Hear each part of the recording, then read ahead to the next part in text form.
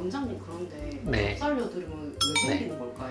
좁쌀 여드름이 생기는 원인은 크게 두 가지가 있습니다. 일단 첫 번째는 피부에 있는 피지 분비량이 증가하면서 일단 나타나게 되고요. 그리고 두 번째는 여러 가지 원인에 의해서 모공이 막히면 그렇게 증가된 피지가 배출이 잘 되지 않아서 안쪽에 피지가 쌓이면서 좁쌀 여드름이 발생하게 됩니다. 비유를 하자면 좀비 같은 거인 것 같아요. 정상적인 피부가 정상인이라고 하면 좁쌀 여드름은 좀비한테 물려서 좀비가 되기 전의 상태라고 보시면 되거든요. 그러니까 좀비가 되지 않으려면 어떻게 해야 되느냐? 얼른 백신을 놔서 정상으로 돌려놔야 되잖아요. 이것처럼 좁쌀 여드름이 생겼을 때 이거를 적절하게 치료를 하지 않고 방치를 하게 되면 세균 감염이 진행이 되면서 화농성 염증성 여드름으로 진행할 수 있습니다. 그래서 이때부터는 이제 거의 미쳐 날뛰는 좀비라고 보시면 되기 때문에 이렇게 되면 이제 그때부터는 치료도 되게 힘들어지고 전쟁이 따로 없어요. 좁쌀 여드름 단계에서 관리를 잘 하는 게 굉장히 중요한 이유가 바로 이것 때문입니다. 여드름이 생기는 건 어쩔 수 없어도 네. 초기에 관리를 잘 해야 되는 거네요. 이제 여드름도 크게는 비염증성 여드름 그리고 염증성 여드름으로 나눌 수 있습니다. 좁쌀 여드름은 비염증성 여드름의 완전히 초기 병변이라고 보시면 되는데요. 이때 이제 적절히 잘 치료를 하면 이제 피부에 흉도 남지 않고 자국도 거의 없이 깨끗하게 해결이 가능한데 일단 염증성 여드름으로 진행을 해버리게 되면 그때부터는 얼룩덜룩하게 붉은 자국도 남고 회복하는 과정에서 색소 침착도 이렇게 거뭇거뭇하게 남을 수 있고 또 염증이 크게 생기는 경우에는 이제 파이는 여드름 흉터들도 굉장히 많이 남을 수 있거든요. 그래서 비염증성 여드름 단계에서 치료를 적절히 잘하는 게 우리 피부를 깨끗하게 유지하는 데 굉장히 중요하다라고 강조를 드리고 싶습니다. 그럼 원장님,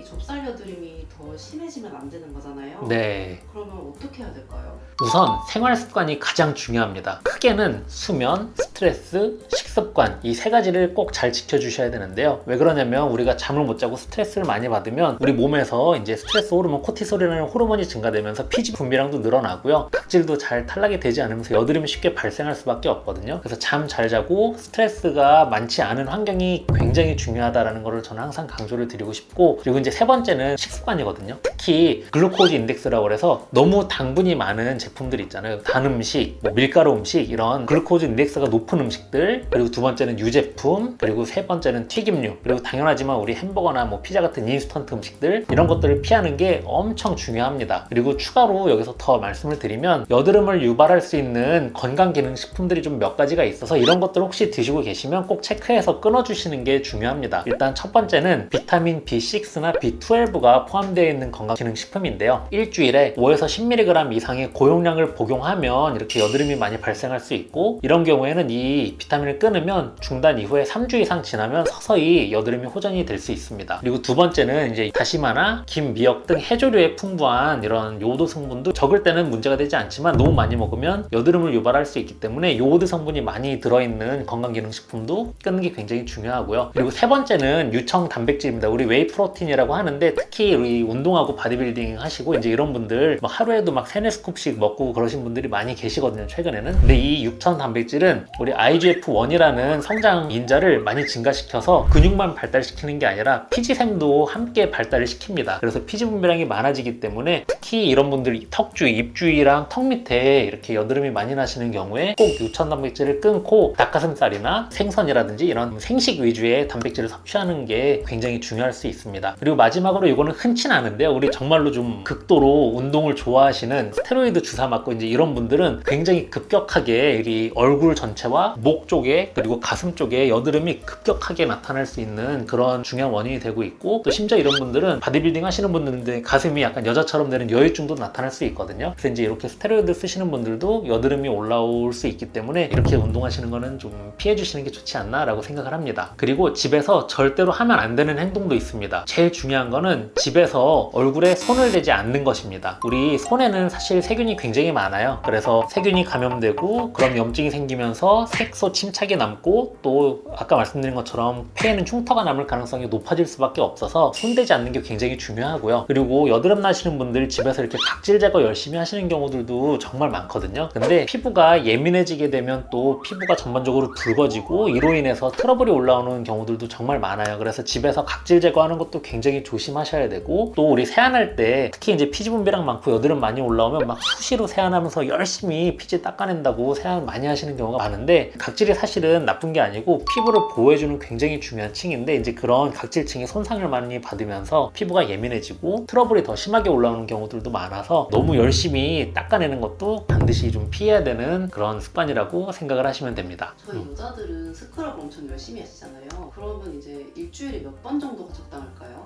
정말 아주 저자극의 스크럽을 한 달에 한 번 정도까지는 가능한데요. 사실 그래도 저는 그마저도 별로 권장드리고 싶지 않고, 가급적이면 집에서 스크럽은 안 하시는 게 좋은 것 같아요. 심지어 제가 스크럽 열심히 하신 분들 중에 피부가 엄청 예민해져가지고 막 5년, 6년 이상 뭐 한의원부터 시작해서 안 다녀본 데가 없는데 막 다 찾아다녀도 아무리 치료를 해도 해결이 안 돼서, 제가 저희 병원에 오셨을 때 세안 습관부터 시작해서 모든 거 다 변경해드리고 생활 습관 다 고쳐드리고 병원에서 1년 이상 치료하니까 이제 얼굴이 많이 깨끗해지셨던 그런 경험도 있거든요. 스크럽은 하지 마시고요. 여드름 올라오시면 아주 통제된 환경에서 병원에서 치료받으시는 게 저는 당연히 안전하고 효과적이라고 말씀을 드리고 싶습니다. 원장님 여기도 되게 여드름 환자분들 많이 오시잖아요.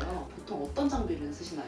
일단은 좁쌀 여드름이 많이 올라오기 시작하면 병원에서 아주 조심스럽게 아주 젠틀하게 압출을 잘 해주는 게 굉장히 중요합니다. 그래야 이제 염증성 여드름으로 진행되기 이전에 미리미리 예방이 가능하고요. 그리고 아주 철저하게 통제된 환경에서 아주 약한 스케일링을 3주에서 4주 정도 간격으로 한 번씩 스케일링을 해서 비정상적으로 두꺼워진 각질층 때문에 모공에서 피지 분비가 잘 안 되는 거를 좀 막아주는 것만으로도 우리 염증성 여드름으로 진행되는 그런 단계를 많이 차단할 수도 있고 여드름도 많이 완화가 될 수 있습니다. 그리고 바르는 약을 잘 써주시는 것도 굉장히 중요한데요. 비타민 A 유도체 성분이 들어있는 여드름 약이거든요. 대표적으로 저희 이제 디페린겔이라는 것도 있고, 최근에는 이제 아크리프라고 하는 그런 약도 있어요. 이런 바르는 약들은 피지 분비량을 감소시켜 주기도 하고, 또 피부 세포의 턴오버를 정상화해서 각질층이 두꺼워지면서 모공을 막아주는 것을 예방할 수 있기 때문에 바르는 약을 잘 써주시는 것도 큰 도움이 될 수 있습니다. 다만 이런 바르는 약들은 개인에 따라서 피부가 약간 가렵고 따갑고 화끈거리고 붉어지는 이런 현상들이 나타날 수 있거든요. 그러면은 잠깐 바르는 걸 중단했다가 다시 2-3일 정도 지나서 회복이 되면 조금씩 발라보고, 이렇게 적응시키는 과정을 1-2주 정도 지나면 또 안전하게 쓸 수 있기 때문에 꼭 피부과 전문의 진료를 보고 바르는 약을 사용하시는 걸 권장드리고 싶습니다. 그리고 이 외에도 PTT 또는 골드 PTT 등 피지샘을 줄여주고 여드름균을 죽이는 피부과학적 광선 치료 또는 레이저 치료, 이런 것들도 여드름을 해결하는 데 도움이 많이 될 수 있고, 이렇게까지 했는데도 계속 염증성 여드름이 올라온다, 그런 경우에는 우리 바늘을 피부 안으로 직접 찔러서 피지샘을 이렇게 파괴시켜주는, 대표적으로 아그네스나 포텐자 같은 바늘 고주파 방식의 치료도 염증성 여드름이라든지 비염증성 여드름을 감소시키는 데 도움이 많이 될 수 있습니다. 그런데 피부과 갔다가 좁쌀 여드름이 네. 더 심해지는 분들이 많대요. 네. 이건 어떻게 생각하세요?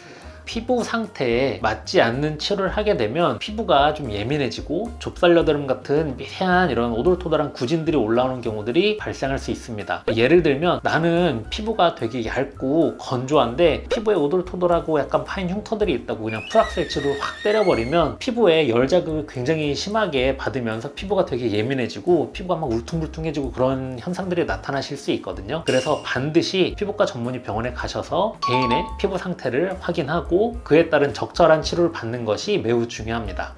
오늘은 좁쌀 여드름을 치료하는 방법에 대해서 말씀을 드렸습니다. 이런 여드름은 생활 습관을 관리하는 것만으로도 사실 굉장히 큰 도움이 될 수 있기는 한데요. 그래도 해결이 잘 안 되시는 경우에는 반드시 피부과에 가셔서 적절한 치료를 받는 게 좋기는 합니다. 혹시 추가로 더 궁금한 점이 있으신 분들은 댓글을 남겨주시면 제가 확인하는 대로 답변을 드리겠습니다. 감사합니다.